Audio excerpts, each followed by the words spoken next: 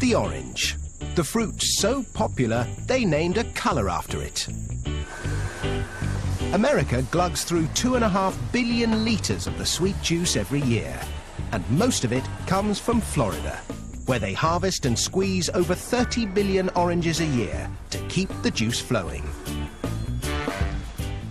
Florida, the Sunshine State, home of Disney World, Miami Vice, hanging chads, and oranges. Millions upon millions of oranges.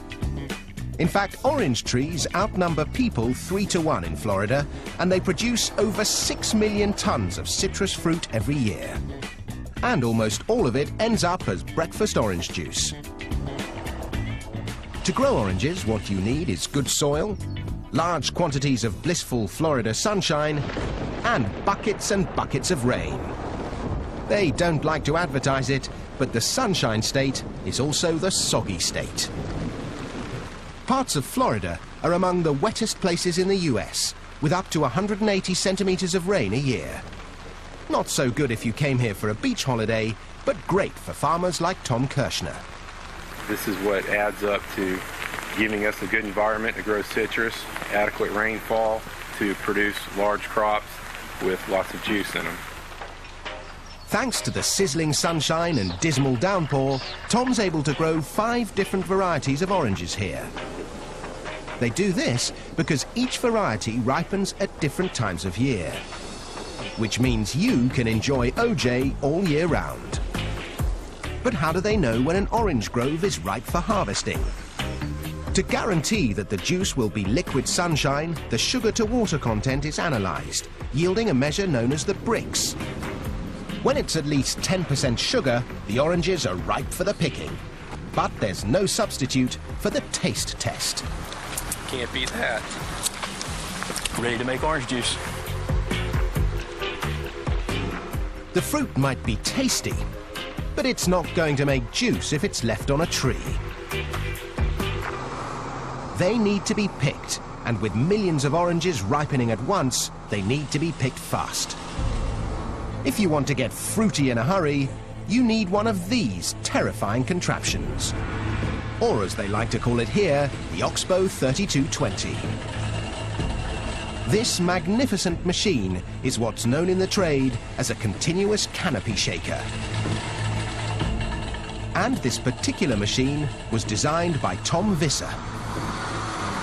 It engages the foliage of the tree and shakes it to and fro, and the shake is violent enough to sever the fruit stem, and then the fruit falls and gets intercepted.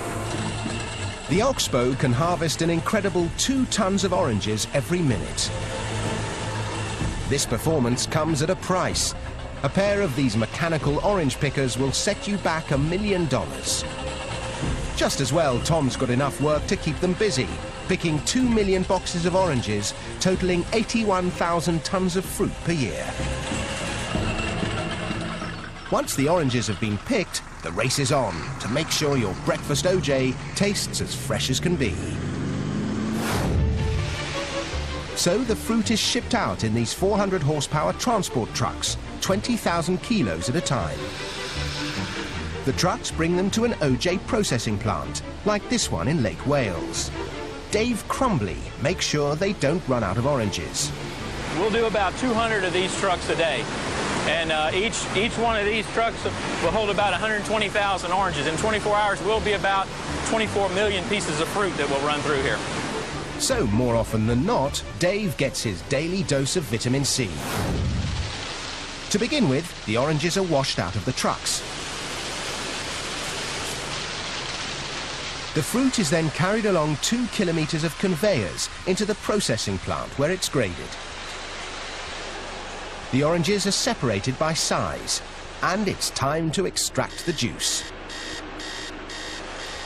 But these days you won't find gangs of sad-looking orange squeezers with sore wrists. This is orange juice squeezing on an industrial scale.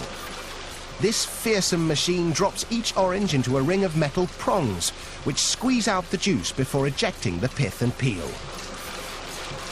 From orange to OJ in the blink of an eye. Of course, when it comes to OJ, the world is divided into 2 great opposing camps. One likes it smooth, the other with bits. So a load of the pulp that has been carefully screened is added back into the juice to create the wholesome, authentic OJ with all the good stuff still in it.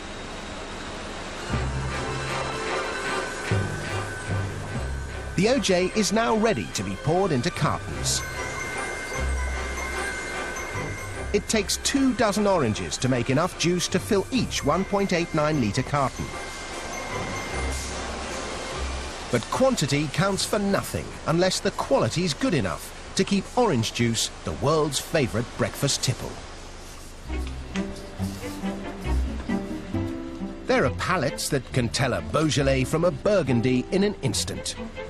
And noses that can whiff a Chanel No. 19 from 100 paces. Well, these guys do the same for OJ. An expert OJ taster can spot minute variations in taste, composition and acidity. Doesn't have a very much oily feeling either, does it? There are 11 different measures of quality. Only when a batch of OJ ticks every box is it fit to be shipped. All that effort means this factory alone turns 3 billion oranges into over 250 million litres of juice every year, which makes delicious fresh OJ a luxury we can all enjoy.